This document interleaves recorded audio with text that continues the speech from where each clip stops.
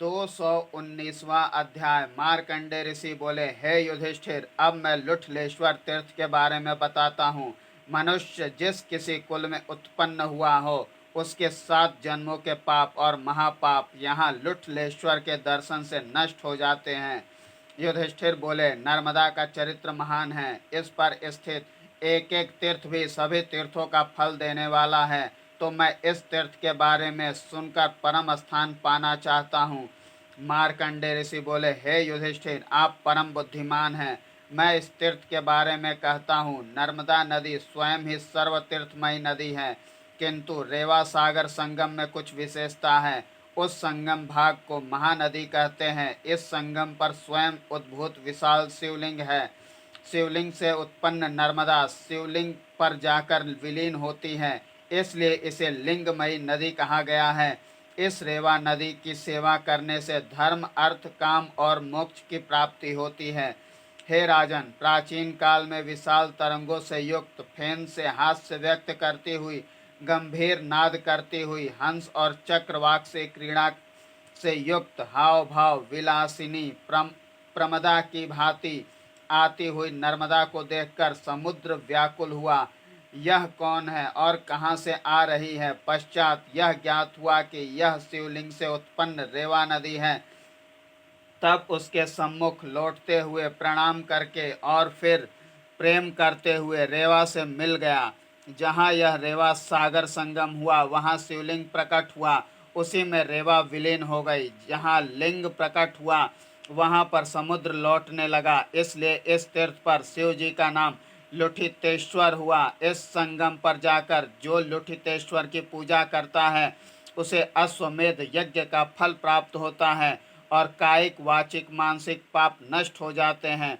कार्तिक चतुर्दशी पर इस तीर्थ का विशेष महत्व है। चतुर्दशी को वहाँ उपवास कर, स्नान करके और श्राद्ध करके रात्रि जागरण करते हुए लुठितेश्वर की पूजा करनी चाहिए और प्रातः उठकर समुद्र को प्रणाम कर ओम नमः विष्णु रूपाय मंत्र पढ़कर समुद्र का आवाहन करे और फिर अग्निश्च मंत्र पढ़कर समुद्र में अवगाहन करे।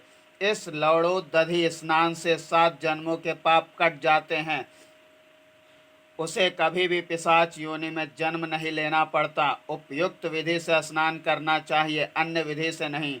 समुद्र को तिनके अथवा पुष्प से नहीं छूना चाहिए। समुद्र को अर्घ देने का मंत्र सर्वरत्न प्रधानस्तम प्रधानस्त्वम पढ़कर अर्घ देना चाहिए। इसके पश्चात देवों, पितरों और मनुष्यों का तर्पण करें, फिर ब्राह्मणों की पूजा करके उन्हें संतुष्ट करें और फिर अपने अच्छे बुरे कर्मों के बारे में बतावे और सुकृत्य अक्षय होने का तथा दुष्कृत नष्ट होने का आशीर्वाद प्राप्त करे। तीर्थ, देव और ब्राह्मणों के प्रसाद से मेरी नर्मदा यात्रा संपूर्ण हो। विधि, मंत्र और क्रिया से जो त्रुटि रह गई हो, वह क्षमा हो। इस प्रकार कहकर वहाँ ब्राह्मणों के समक्ष लौटे और पूजा सम्मान करके स्वयं स्नान करे। फिर शिव जी को जल चढ़ाएं। जहाँ श्राद्ध करने से पितृगण से मुक्ति मिल जाती है। शुभाशुभ के बारे में यह कहा गया है कि इस तीर्थ पर लौटते हुए जाना चाहिए। दान देकर सभी पापों से मुक्त हो जाना चाहिए। दान में सोना, चांदी, गाय, भैंस, भोजन आदि देना चाहिए। लुठितेश्वर नामकरण के बारे में अन्य कथा भी प्रचलित है। एक समय की बात है, एक बार कामधेनु वहां आई हुई थी।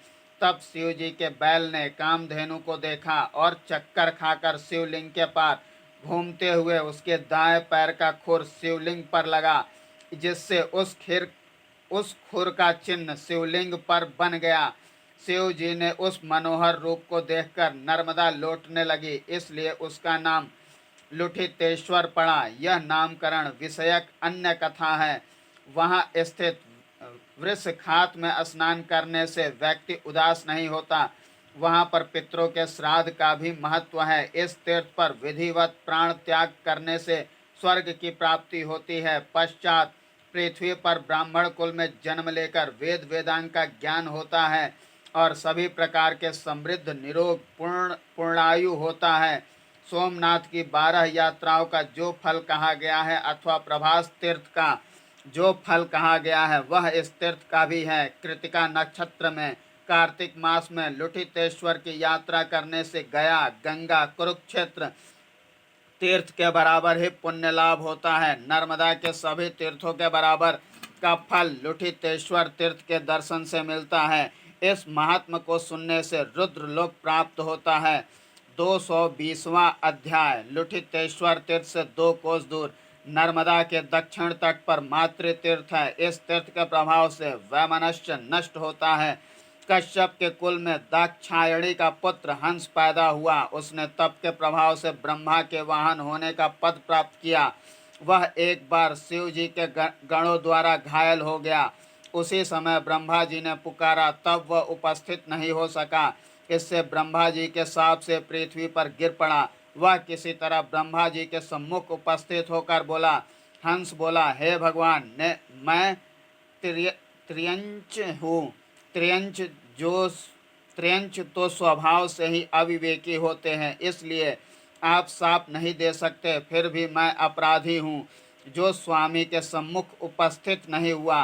कारण यह है कि शिव जी के गणों से डरकर मैं भाग गया था और अभी भी डर रहा हूँ। मार्कंडे ऋषि बोले। ऐसा कहकर हंस ब्रह्मा जी के चरणों में लौटने लगा और बोला। हंस बोला, आप एकमात्र मेरे स्वामी हैं, संसार के कर्ता हैं। मैं किसकी शरण में जाऊं? सेवा धर्म से च्युत हुआ हूं। मुझ भक्त की रक्षा करो। यह संसार बड़ा विचित्र है। मैं आपकी शरण में आया हूं। आप एक होकर भी अनेक रूप और अनेक कर्मों के करने वाले हैं। आप निष्कर्म होकर भी सभी कार्यों के करने वाले हैं। आप श्रेष्ठ हैं, वरदान देने वाले हैं। आपको नमस्कार है। मैं तो अनपढ़ हूँ, मैं आपकी कैसे स्तुति करूँ?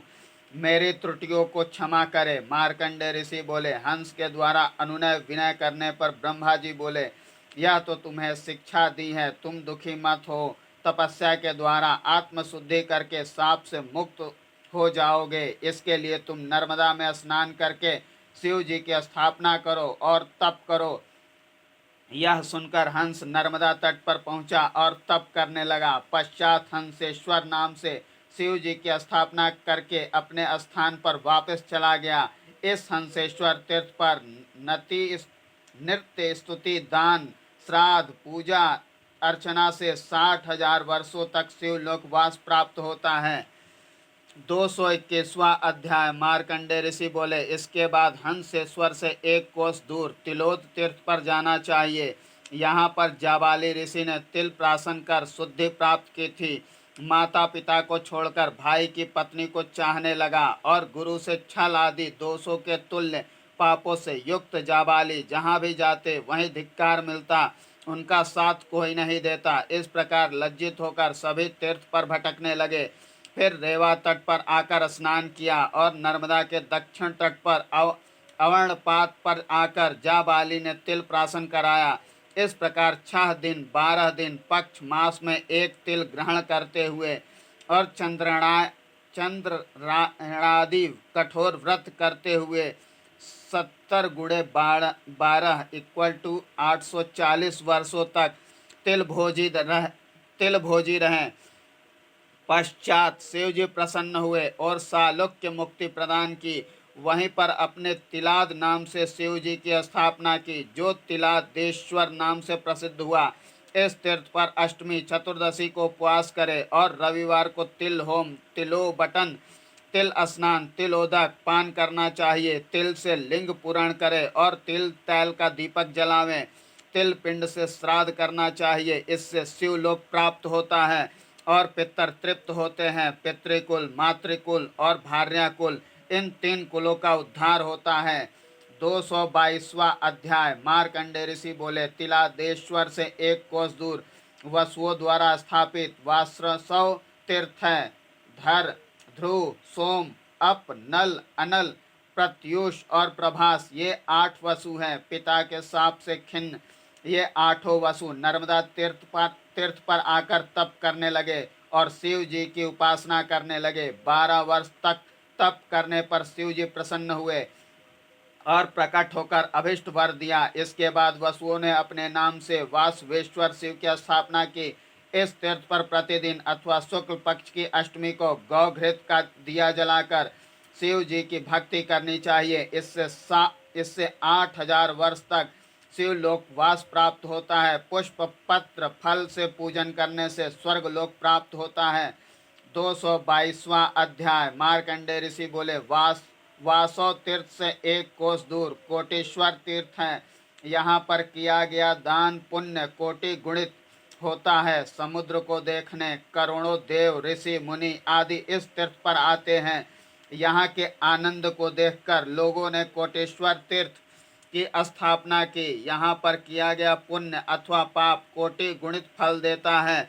एक बार सूर्य के दक्षिणायन होने पर कुछ ऋषि यहाँ पर आए थे। नर्मदा के तटों पर मृत्यु होने पर निश्चित रूप से देवलोक प्राप्त होता है। बिल्व मदार धतूर आदि से शिव पूजन सामग्री से मंत्र विधि पूर्वक शिव जी की उपासना करना चाहिए। धूप दीप आदि से पूजा करने पर शिव जी की पूजा करने से शिव लोक प्राप्त होता है। पौष कृष्ण अष्टमी को यहाँ आने का विशेष महत्व है। अष्टमी चतुर्दशी को शिव जी की पूजा करके विप्रों को भोजन कराकर सभी अभिष्ट प्राप्त होते हैं। 224वां अध्याय। मार्कंडेय ऋषि बोले, कोटेश्वर तीर्थ से 1 कोस दूर अलिका तीर्थ है। एक अलिका नाम की गंधर्वी थी जो अत्यंत कुटिल थी। वह चित्रसेन की 2 हित्री थी। एक बार वह विद्यानंद ऋषि के पास गई और इच्छा अनुसार 10 वर्ष तक रही। उसने किसी कारण से पति की हत्या कर दी और माता पिता से लांछित होकर उसने अपने गर्भ को भी गिरा दिया। तब माता पिता ने लांछित कर उसे घर से निकाल दिया। मार्कंडेय ऋषि बोले, माता पिता से निंदित होती हुई वह प्राण त्याग के लिए तीर्थों का भ्रमण करने लगी और रेवा तट पर आ गई और कृच्छ चांद्राणादि तप करने लगी। 50 वर्ष बाद शिव जी ने प्रकट होकर कहा। शिव जी बोले, हे पुत्री, मैं तुम्हारी तपस्या से प्रसन्न हूँ, वर मांगो। अलिका बोली, हे देव, यदि आप प्रसन्न हैं तो मुझे पापों से शुद्ध कीजिए, आप ही मेरे नाथ हैं। शिव जी बोले, बेटी, तुम पवित्र हो गई हो, अपने नाम से मेरी स्थापना करो, तुम स्वर्ग प्राप्त करने की अधिकारिणी हो। मार्कंडेय ऋषि बोले, ऐसा कहकर शिव जी अंतर ध्यान हो गए। अलिका ने शिव जी की स्थापना की और दान पूजन करते हुए अपने माता पिता के पास जाकर फिर शिवलोक प्राप्त किया। तभी से यह तीर्थ अलिकेश्वर नाम से प्रसिद्ध हुआ। इस तीर्थ पर उमा शिव पूजन, दीपदान, धूप, कलश, घंटा, विप्र भोजन से सभी पाप नष्ट होते हैं। 225वां अध्याय। मार्कंडेय ऋषि बोले, अलिका तीर्थ से 1 कोस दूर विमलेश्वर तीर्थ है। यहाँ पर विमलेश्वर भगवान की पूजा करने से अभिष्ट सिद्धि प्राप्त होती है। पूर्व काल में सतक्रतु ने तृष्णा का वध किया था और यहाँ आकर विमलत्व प्राप्त किया था। यहीं पर वेद निधि ब्राह्मण ने तप किया था। भानु की पुत्री भानुमति काम के वशीभूत होकर कुष्ठ रोग से पीड़ित हुई। उसने भी यहाँ तप कर रोग दूर किया।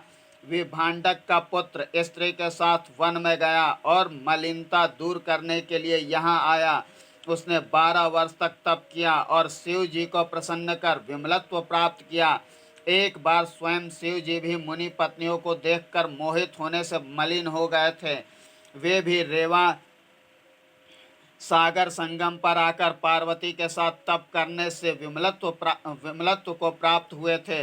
तभी से इस तीर्थ का नाम विमलेश्वर तीर्थ हुआ। उन्होंने यहाँ स्वयं की स्थापना विमलेश्वर नाम से की थी। एक बार ब्रह्मा जी तिलोत्मा को देखकर कामातुर हो गए और सदोष सत्व का विचार कर यहाँ पर आकर तप करने लगे और शिव जी की आराधना में लीन हो गए। कुछ समय बाद ब्रह्मा जी भी निर्मल हो गए थे। ऐसे ही अनेक ऋषि यहाँ दोष मुक्त हुए। हे युधिष्ठिर, तुम भी यहाँ शिवाराधना से विमलत्व प्राप्त करो। अष्टमी चतुर्दशी सभी पर्वों पर आकर शिव पूजन विमलेश्वर दर्शन से सभी पाप नष्ट हो जाते हैं और श्राद्ध करके पितृ ऋण से मुक्त हो जाता है। अपनी मनोकामना के अनुसार स्वर्ण धान्य वस्त्र छत्र पादुका कमंडलू आदि दान देना चाहिए और शक्ति के अनुसार शिव गृह बनवाना चाहिए।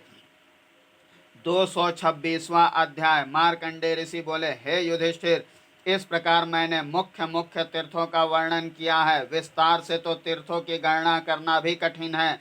यह पवित्र नर्मदा नदी स्वयं शिव जी की पुत्री है। इसका मन से स्मरण करने से भी चंद्रायण व्रत का फल मिलता है। श्रद्धा रहित नास्तिक को नरक प्राप्त होता है। इसके दोनों किनारों पर स्थित तीर्थों की गणना केवल शिव जी ही कर सकते हैं। इसके स्मरण से वर्तमान जन्म के पाप, दर्शन करने से 3 जन्मों के पाप और स्नान से 7 जन्मों के पाप नष्ट हो जाते हैं। जिसने नर्मदा स्नान कर लिया, समझो उसने यज्ञ भी कर लिया और चारों वेद भी पढ़ लिए। इसके तीर्थों का विस्तार ना तो मैं बता सकता हूँ और ना आप सुन सकते हैं। युधिष्ठिर जी बोले, हे ऋषि, तीर्थ पूजन का विधान, नियम और प्रायश्चित की विधि क्या है, यह बताइए। मार्कंडे ऋषि बोले, हे युधिष्ठिर, इस विषय में पारलौकिक ज्ञान सुनिए। इस नाशवान शरीर ही नित्य स्थायी पूर्ण कार्य करना उचित है, क्योंकि प्राण तो निश्चित ही निकलने वाले हैं। दान के बिना हाथ, धर्म कीर्तन के बिना वाणी, परोपकार के बिना शरीर व्यर्थ है। इस महामोह के कड़ाह में सूर्य अग्नि है, दिन रात ईंधन है, महीना दरवी है और काल भूतों को पकाता है। शास्त्रों के विधान के अनुसार कर्म करना चाहिए। संशय ग्रस्त व्यक्तियों के लिए न यह संसार है और न सुख है। मंत्र, तीर्थ, ब्राह्मण, देव, ज्योतिषी और गुरु के विषय में जिसकी जैसी भावना होती है, उसे वैसी ही सिद्धि प्राप्त होती है। श्रद्धा के बिना दान, होम, तप सब कार्य असत होते हैं।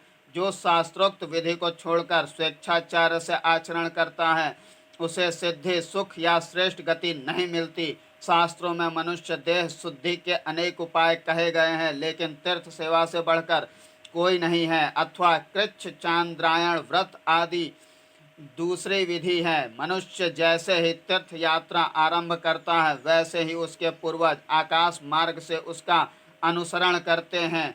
वहाँ अभ्युदक श्राद्ध करें, कुल देवता, इष्ट बंधु का सम्मान करें, विष्णु, शिव, गणेश की पूजा करें, ब्राह्मण की आज्ञा से नियम ग्रहण करें, एकासन, ब्रह्मचर्य, भूशयन, सत्यवचन, परान्वर्जन, हठ, द्रोह, ठगी आदि के विषय में नियम लेना चाहिए। साधु वेश धारण करे, विनयवान हो, दंभ रहित, अहंकार रहित होने पर ही तीर्थ सेवा का फल मिलता है। प्रतिग्रह और अहंकार से दूर रहने पर ही तीर्थ का फल मिलता है। ज्ञानेन्द्रिया, कर्मेंद्रिया और मन संयत होने पर विद्या, तप और कीर्ति सिद्ध होते हैं। अक्रोधी, सत्यवादी, सर्वभूत समता वाले मनुष्य को तीर्थ का फल मिलता है। विशाल, विरज और गया, इस 3 तीर्थों को छोड़कर सभी तीर्थों पर मुंडन, उपवास, स्नान, देव पूजन, श्राद्ध, पिंडदान, विप्र भोजन करना चाहिए। यही विधि है।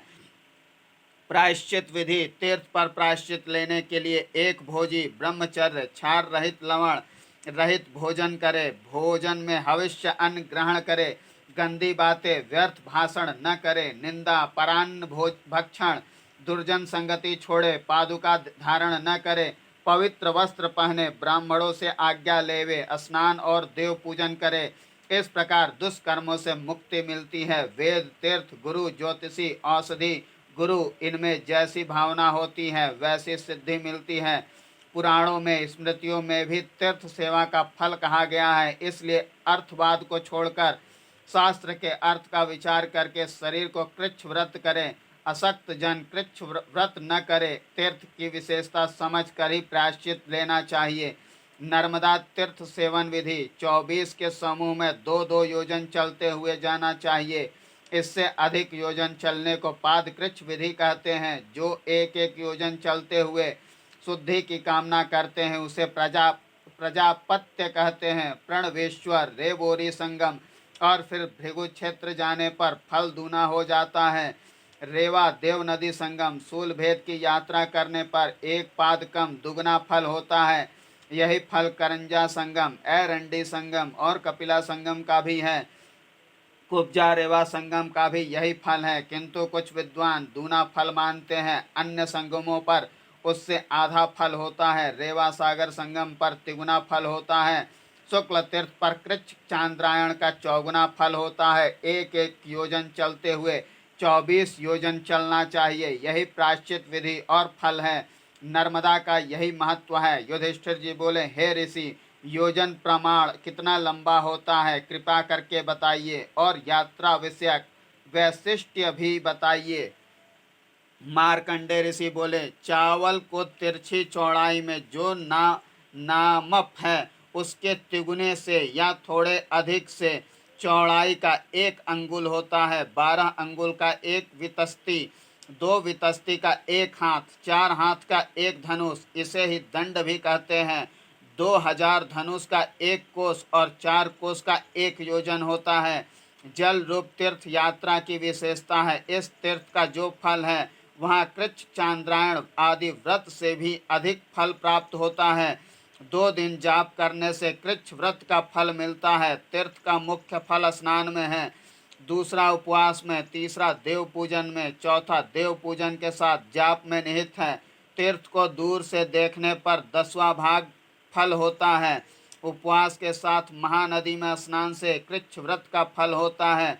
6 योजन की नदी को कुल्या कहते हैं, 12 योजन को अल्प नदी और 24 या उससे अधिक योजन बहने वाली नदी को महानदी कहते हैं।